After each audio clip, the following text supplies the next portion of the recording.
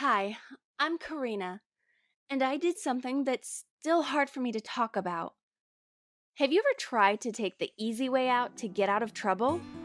Well, in my case, I took it to the extreme and it blew up in my face. I used to babysit for the family down the street. They had a 4-month old, Emma, and a toddler, Jace. I always felt a little nervous about babysitting, but the first couple of times went pretty well. Emma was a good baby, and well, Jace was wild, but we got along okay. The parents had warned me that Jace was in a stage where he was hitting and throwing things at people, and that I should tell them if he ever got out of hand. One day, I left Emma on the changing table, just for a second, I swear, while I turned around to get baby powder. I heard the most awful thud, and when I turned around, Emma was on the floor. She'd rolled off the table. I've never been so scared in my entire life. Emma wasn't crying, just laying there.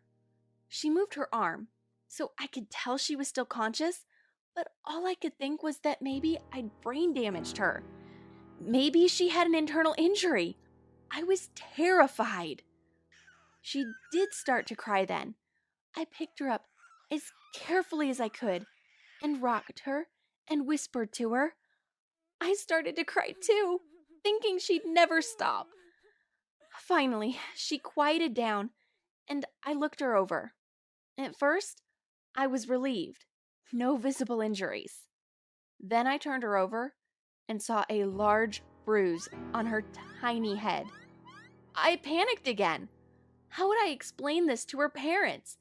They'd kill me. I thought about calling my mom. She'd know what to do. But what if she blamed me? What if I got in huge trouble? Could I get arrested for this? Jace toddled in. He started babbling at me. He didn't say a lot of actual words yet, just dada and stuff, and trying to hit me with a foam sword from his toy box. I was already so stressed about Emma, I couldn't handle Jace's wildness. But then, I got an idea.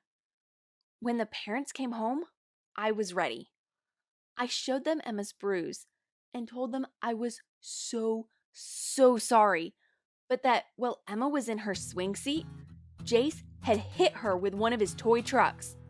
The mom looked shocked. Hard enough to bruise? Did he mean to? I don't know, I said. My back was only turned for a second, but the dad started looking Emma over. I think she's okay, I said. She cried a little after he did it, then quieted down. We'll get the pediatrician to look at her tomorrow, he said. The mom glanced at her husband and then back at me. We've been worried about this. We think Jace might have some issues with his development. We kept hoping he'd grow out of it. We've never known him to be violent towards his sister, though. I was scared they'd suspect I was making it up, so I went on. He's done it a few times, I lied. Sometimes he'll come up to her and try to hit her for no reason. And sometimes he just stares at her. I can't explain, but it's creepy. And one time I asked him if he liked his sister, and he yelled, "No!" All of this was just pouring out of me. I didn't know how to stop. My only thought was that I had to make sure they 100% believed Jace was guilty, not me. Why didn't you say something before? The dad sounded horrified. I didn't know if it was normal for toddlers or not. I mean, you said he's in a stage where he hits people. But he's always been so good with Emma. The mother looked truly scared. We'll have to get him into therapy. Thank you for telling us the truth, Karina, the dad said.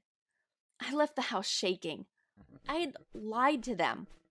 Now, Jace was going to have to go to therapy, and he hadn't even done anything.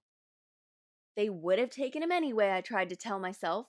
They were already worried about him. But I couldn't escape the guilt. It gnawed at me for days. I could barely eat or sleep. I don't think I can explain how I felt.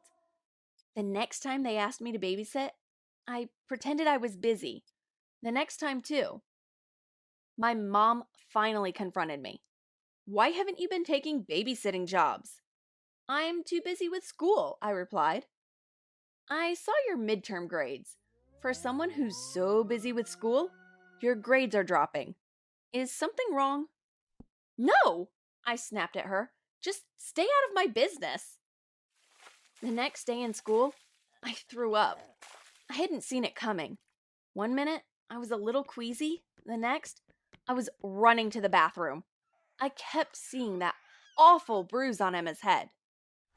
I finally took another babysitting gig to get my mom off my back. When the parents came home, I said Jace had tried to hit Emma again, but I'd stopped him.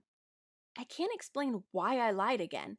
It was like the more I added to the story, the more it seemed true in my mind. Jace hadn't tried to hit Emma, but he was always trying to hit me with his toys. And wasn't that bad enough? He probably would hit Emma if she was closer in proximity to him. When I babysat again a few weeks later, I made up a story where Jace had brought rocks in from the outside and tried to throw them at his sister. So, Karina, the mother said, we were thinking about putting Jace on medication for ADHD since it seems like the therapy is not making him any better.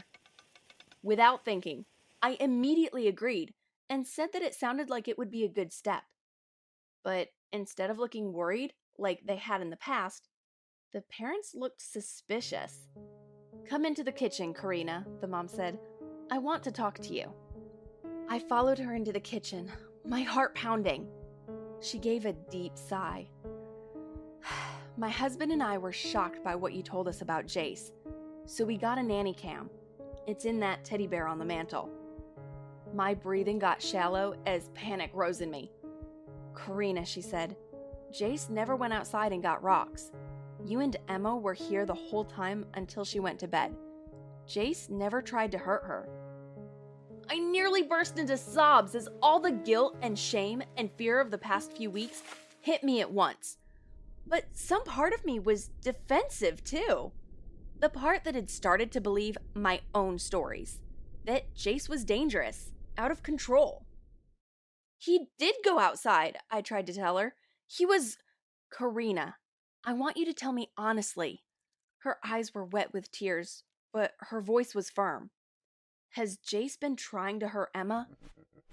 I wanted to tell another lie. It would feel good to tell another one. Yes, I said. I'm being honest. The father got his phone out and showed me the tape.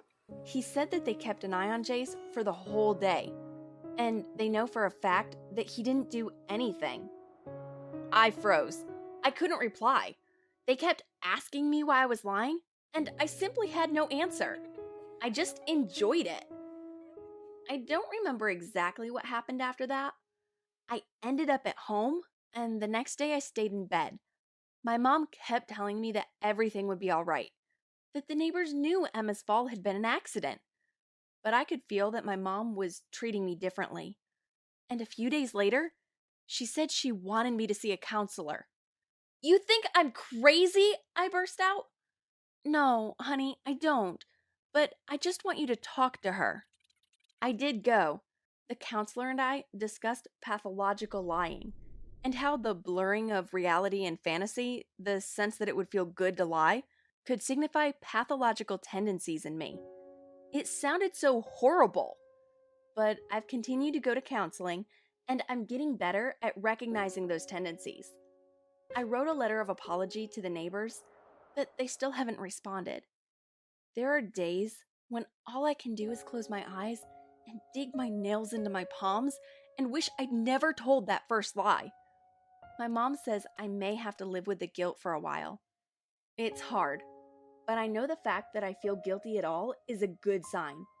It means that I want to get better, and I'm going to keep trying.